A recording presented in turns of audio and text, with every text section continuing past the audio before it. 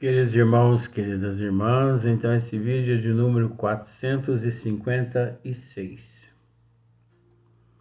Livro de Sueli Caldas Schubert, Obsessão, Desobsessão.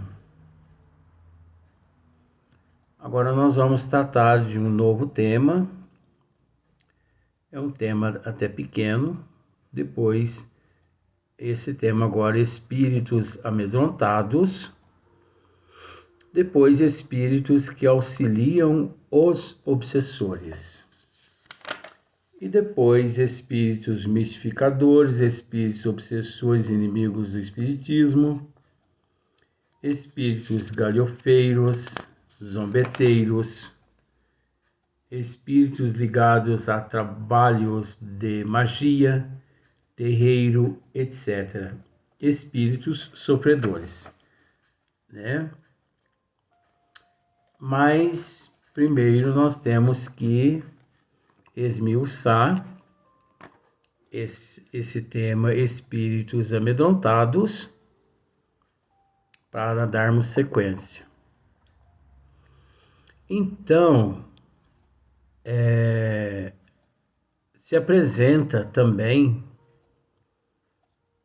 através das faculdades mediúnicas dos médiuns nas reuniões mediúnicas de desobsessão, espíritos amedrontados, que se dizem ser perseguidos e tentam desesperadamente se esconder de seus perseguidores. Mostram-se aflitos e com muito medo. Então, olha só, veja bem.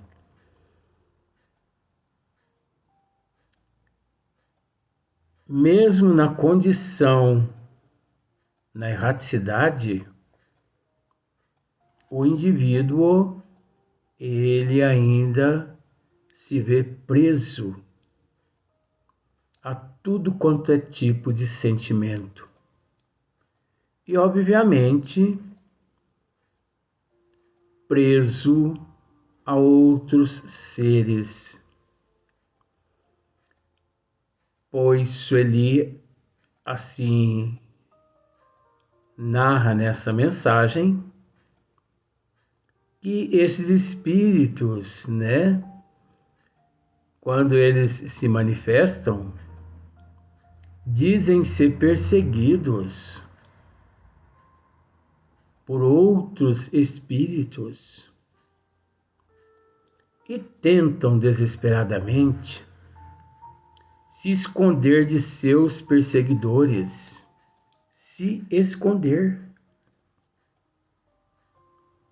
É aquele pavor, aquele medo, né, que avassala o coração desses seres.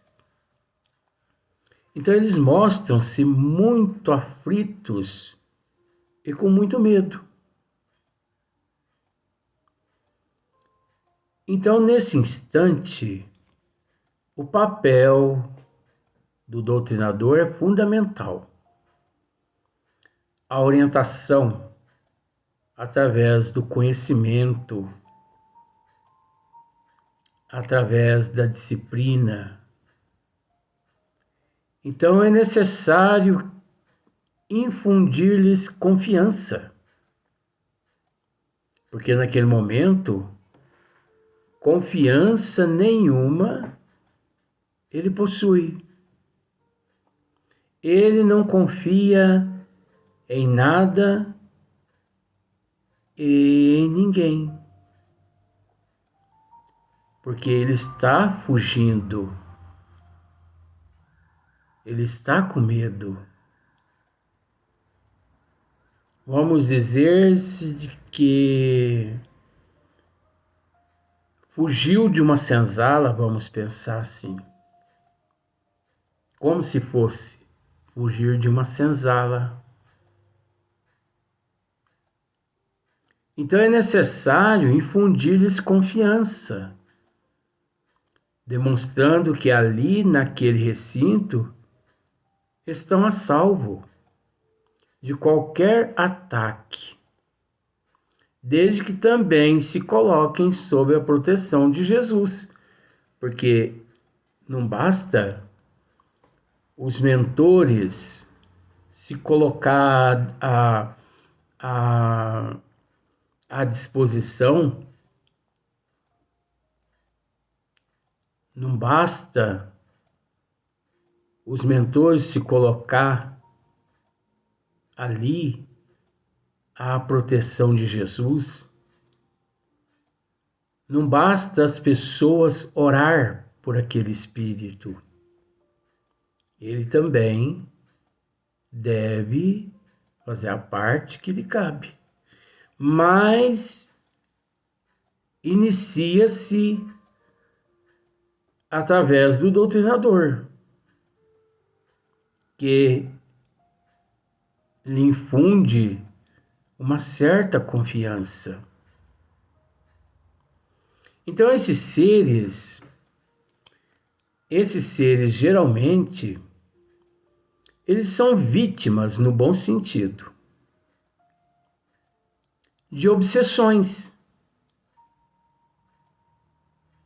Eles são vítimas, de certa forma, de obsessores, sendo dominados e perseguidos por entidades mais fortes mentalmente. Então você entendeu, né? Com todo respeito. Mais forte mentalmente. Então, mentalmente, o indivíduo, ele se apresenta mais forte. Então, ele domina aquela presa. Agora, nós temos que entender aqui, Sueli coloca aqui, são vítimas de obsessões. Só que se nós pararmos para analisar, não existe vítima de obsessor. Não existe vítima de obsessões. Por quê? Porque só existe as obsessões, só existe os obsessores, nós só sentimos o ataque para cima de nós desses seres a partir do momento em que um dia nos vinculamos a eles, em vidas passadas ou até mesmo nesta existência que nos encontramos.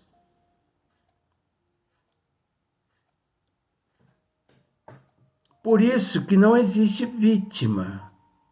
Simbolicamente, Sueli está colocando aqui, são vítimas de obsessões, sendo dominados e perseguidos por entidades mais fortes mentalmente. Olha só para você ver, uma sequência. Com as quais se comprometeram.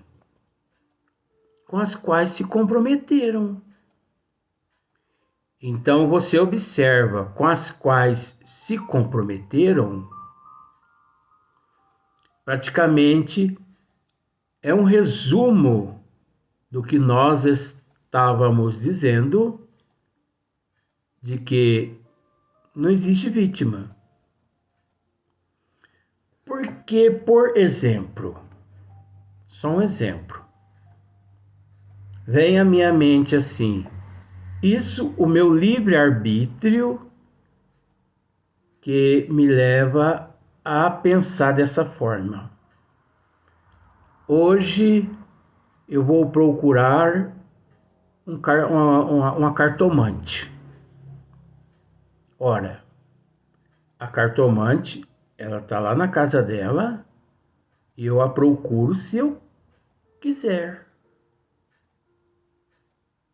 se eu quero, pois ela não vem até mim, até porque ela não me conhece. Aí eu vou até ela, pago ela, vamos dizer assim, ela me cobra 10 mil reais, eu dou 5 mil reais de entrada e prometo pagar depois de 30 dias o restante e desapareço. É apenas uma história só para você perceber de que não existe vítimas. O meu enfraquecimento me leva a estar sempre vinculado à possibilidade de, através das vibrações, das energias, ser atraído por esses irmãos também sofredores, pois com as quais se comprometeram. Então, ninguém é vítima de nada, pois não existe bala perdida, e sim bala certeira. As pessoas têm o hábito de dizer: ah, pois existe, né, a pessoa e tal. Não, nós atraímos aquele projétil. Aquela pessoa encontrava-se no lugar errado, na hora errada. Não, aquela pessoa encontrava-se no lugar certo, na hora certa. É a lei de causa e efeito, de ação e reação. Então, muitos deles são empregados pelos obsessores para atormentar outras vítimas. Olha só para você ver como são as coisas. Obrigados a obedecer. Não são propriamente cúmplices, mas também vítimas. Isso aqui é relativo. Isso aqui é muito relativo. Porque se esse indivíduo ele é empregado pelos obsessores, porque ele encontrava-se no mesmo nível do obsessor, ondas baixas, desequilíbrio, né, da imunologia espiritual. Por isso, ali é natural que, para chegar àquele estado de desequilíbrio, porque muitas coisas erradas ele praticou. Então nós não podemos dizer assim que ele é uma vítima, não é? Ah, mas então você está discordando de Sueli? De forma alguma. Sueli está certinha. Nós quem precisamos separar o joio do trigo, porque não existe vítimas, principalmente nestas condições aqui. Então, são vítimas de obsessões, sendo dominados e perseguidos por entidades mais fortes mentalmente. Então, por que você é dominado, perseguido por entidades obsessores mentalmente mais fortes? porque você encontrava-se numa, vamos dizer assim, numa influência muito negativa, numa baixa resistência, num desequilíbrio, porque hajamos no bem, vivamos no bem, façamos o bem para você ver. Mudamos o nosso padrão vibratório. Mudemos a nossa faixa vibratória. Do primeiro ponto ao 20º ponto, ao 30º ponto. Então, observe para você ver que naquelas regiões onde os tsunamis atingem, quem mora no pico das montanhas não são atingidos. Agora, quem mora naquelas partes litorâneas, né, nas praias, são atingidos com muita facilidade.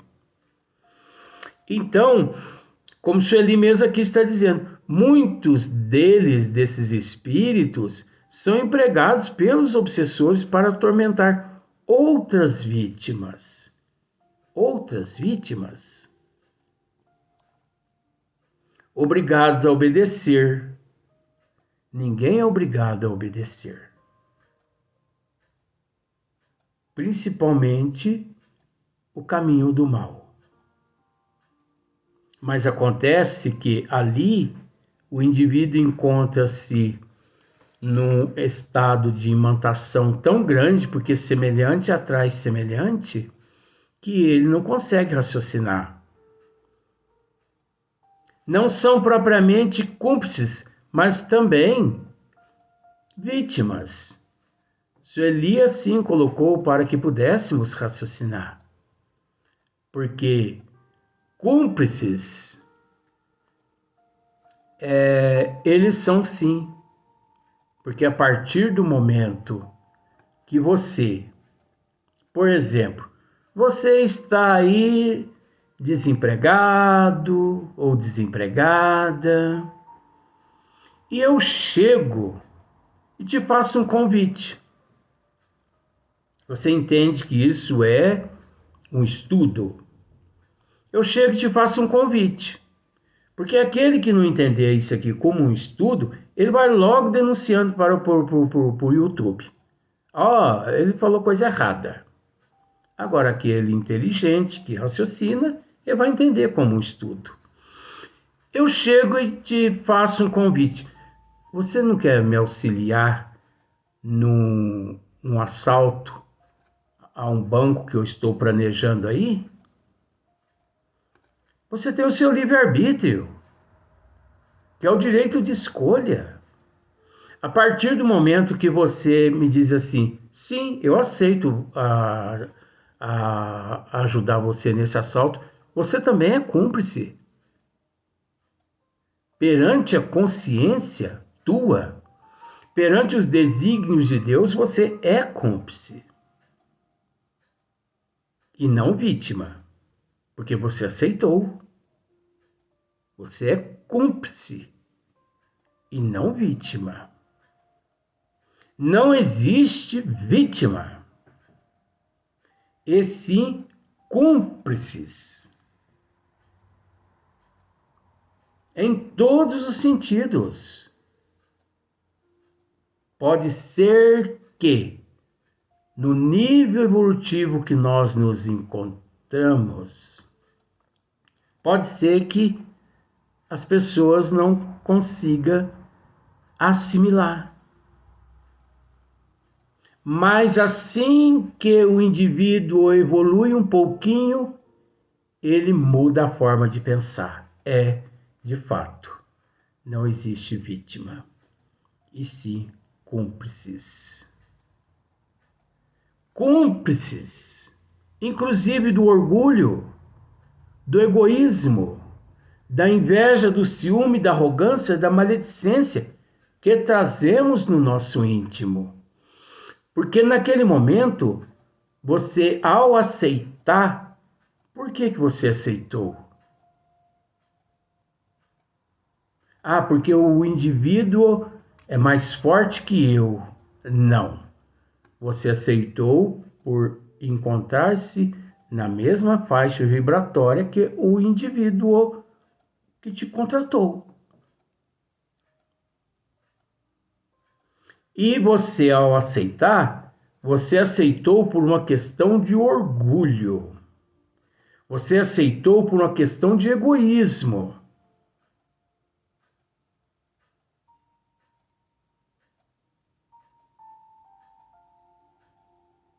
Caso contrário, é impossível. Porque semelhante atrai semelhante. Então, ao dizer aqui que não existe vítima, e sim cúmplices, muitas pessoas podem ficar assim, meio que pensativa. Mas eu acho que o Luiz está equivocado. Não, mas eu não me preocupo com essas pessoas pensarem isso, não. Até porque esses trabalhos nossos, eles são assim, são estudos precursores. Muitos posteriormente virão, com o passar dos séculos, a tratar desse assunto de acordo com o nível evolutivo, mas dando-se uma sequência de acordo com os desígnios de Deus. É preciso entender que no mundo de provas e expiações não existe vítima, e sim cúmplices. Em que momento nós nos vinculamos uns aos outros, tanto positivamente quanto negativamente, é que no momento, de acordo com o nosso nível evolutivo aqui na Terra, nós não sabemos. Mas a única certeza que nós sabemos é que não existe vítima. Pois se eu te convido a assaltar um banco, você aceita se você quiser. Agora, por que você aceita? Porque você encontra-se desmoralizado. Você praticou muitas coisas erradas. Semelhante atrai semelhante. Então você vai aceitar porque você encontra-se num desequilíbrio. Porque se você é uma pessoa equilibrada, você vai me dizer, você não acha que você errou de endereço, não? Isso não faz parte da minha índole. Isso não faz parte do meu caráter, da minha moral. Com todo respeito, te agradeço. Mas analise, raciocine. Você errou de endereço, porque eu não sou a pessoa certa. Eu nunca pensei em assaltar um banco. Então observe para você ver. Agora, se eu sou uma pessoa desequilibrada, assaltar um banco? Na onde? Qual endereço? Que eu ganho com isso? Então, cúmplices. Não é? Então é o que a Sueli está dizendo aqui, só que ela está dizendo de uma forma contrária para que possamos raciocinar. Porque senão você vai pensar assim, eu fui vítima do meu pai, vítima da minha mãe, vítima do destino. Eu sou uma pessoa azarada porque eu fui uma vítima do destino aqui na Terra. Eu fui vítima do meu marido, eu fui vítima da minha esposa, eu fui vítima do meu filho, eu fui vítima de um cleptomaníaco, Não, ninguém é vítima de bandido. Bandido não é de endereço. O bandido, ele assalta a pessoa certa. Que no momento atual, na existência que nos encontramos, é óbvio que todos nós pensamos dessa maneira. Mas que injustiça, porque fui assaltada ou assaltado? Por que, meu Deus, sempre fiz as coisas corretas? Entrar na minha casa e limpar a minha casa. Roubaram tudo. Nessa existência, meu bem, você pode não ter feito nada. Mas e na existência passada? Que você ficou devendo a providência divina e a tua consciência. Então, semelhante atrai semelhante.